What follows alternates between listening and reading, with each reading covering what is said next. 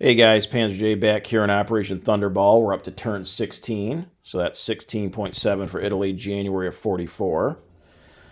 So a lot of developments, again, not a lot concerning Italy, although the British moving that massive fleet from the Indian Ocean back into the Mediterranean was a little disconcerting. I'm not sure. Italy doesn't have any hostile intentions towards the Allies, so that definitely raised a few eyebrows in Rome. But most of the issues are with Italy's northern neighbor and friend, the Germans. They are getting squeezed from pretty much every direction right now. So at this point, I'm praying for a fairly quick end to this game, because if not, I'm not sure I'm going to be able to hold on as Germany. So we've obviously got the Russians, the Americans, and the British, even to a lesser extent the Free French.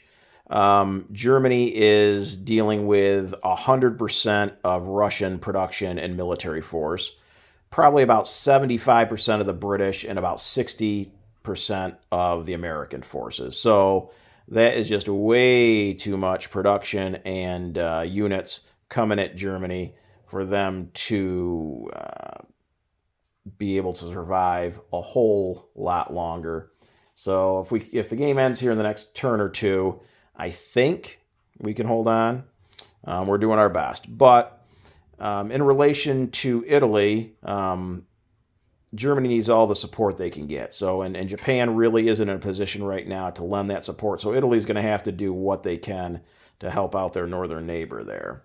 So let's get into the Italian turn. We've got our one tech roll. So we're sitting at stage 2 for long-range aircraft. So we're going to go ahead and try for that. That takes an 8 or higher, and a 1 misses. So no advancement for tech. For purchases, Italy has 10 IPP, and they're going to spend all 10 of it by lend-leasing Germany a fighter.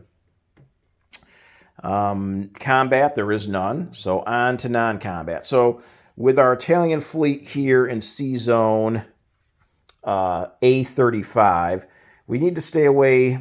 We need to stay outside of 3 C zones from the continental United States, because if we get within 3 C zones, then that triggers the Monroe Doctrine, and the Americans are able to declare war on the Italians, even though they have no hostile intentions towards the Americans. So we need to keep that 3 C zone plus buffer with our Italian fleet.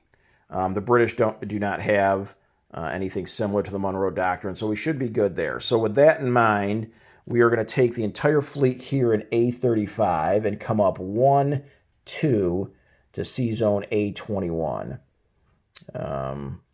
That keeps us out of range of the United States, I believe.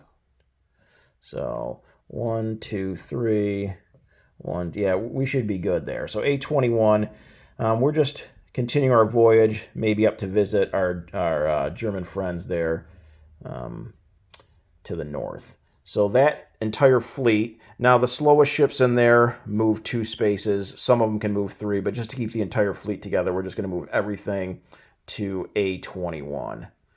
Also non-combat here in Italy, we're going to move 3 infantry down to Rome from northern Italy, and a militia from Lazio up to Rome. And how about we're going to back off this torpedo boat destroyer. So that's going to back off 1, 2, M4. And that should be it for Italian non-combat. So unit placement, we've got the German Lend-Lease fighter. So that can leave northern Italy. And we can drop that off there in Bavaria with those 2 advanced mechs. And that's it for unit placement. Collect income, 10 IPP. They spent everything, so Italy will have 10 IPP next turn. And just a quick unit recap. Again, the entire fleet in A35 is now in A21. And then in Rome, we now have 4 infantry, 2 militia, and a seaplane. So that should be it for Italy. Make sure you guys check out Global War 36 Enthusiast channel for the US KMT.